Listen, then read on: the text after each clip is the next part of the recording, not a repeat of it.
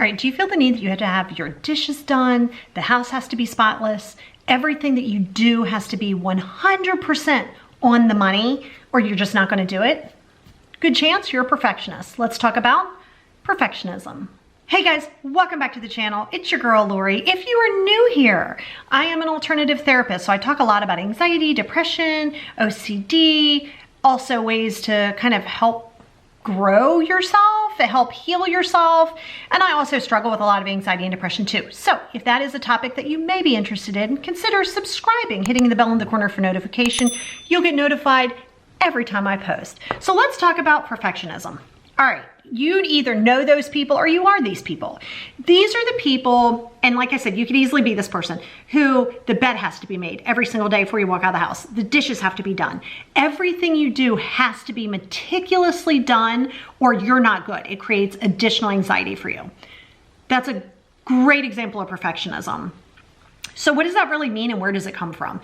Typically, perfectionism will come from either being criticized as a younger person, as a young child, or even having a narcissistic partner in a little bit of a later life where they're like, you just can't do things right. So in turn, everything that you do, your validity and everything that you do has to be done 100%. If it's not done 100%, you start to get squirrely. You start to think that you're less than. Or it's your center of control. You feel the need that if you're not in control of everything else around you, that you are in control of this one thing. You're like, I can be perfect. Here's the disadvantage to that.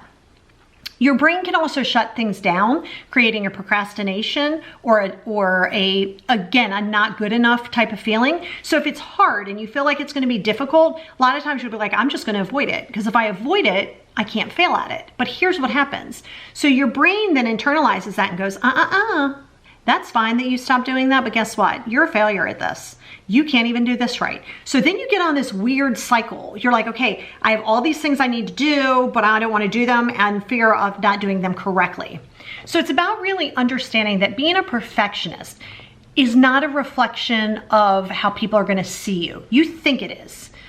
Oh, they really have it together. Their house is spotless. Oh, they're perfect. The kids are perfect. The family's perfect. That's not a reality in life. Like, we don't live in some perfect world. Yes, if it makes you feel better, that's fine. But if it's debilitating to the point where you start getting angry with everybody around you because they're not playing into like your hand on how you handle things, on how you do things, that's where it becomes a problem. Okay. And so it's about getting to what that root of that issue is. When you get to the root of the issue, then we can address it, right? If it's not feeling good enough because mom and dad said that you weren't as good as your sister, or you're just not good enough in general without saying that, and now you've internalized this, or if your house isn't spotless and let's say your mom, dad, whatever comes over and they're like, oh, could have picked up, right? And then you're looking at that like, what? You know? And so you're automatically going to think that you're being judged on that. You should never be judged if you have dishes in the sink. I'm sorry, but you shouldn't. So what do I recommend? I do exposure therapy for people. Number one, we would have to go back and start addressing the roots of those issues, right? That's really what we would have to do. But I also do exposure therapy, which means I would have you intentionally leave dishes in the sink for the night. I don't care how much it makes you feel bad, because that's where I want you to get to. Why does this make me feel? If I have a dish sitting on the counter in the sink, why does that make me feel bad? What is it that I'm feeling? And I'm not asking you to be a slob, but I'm saying you don't have to be so perfect. Being imperfectly perfect is what you strive for. What does that mean?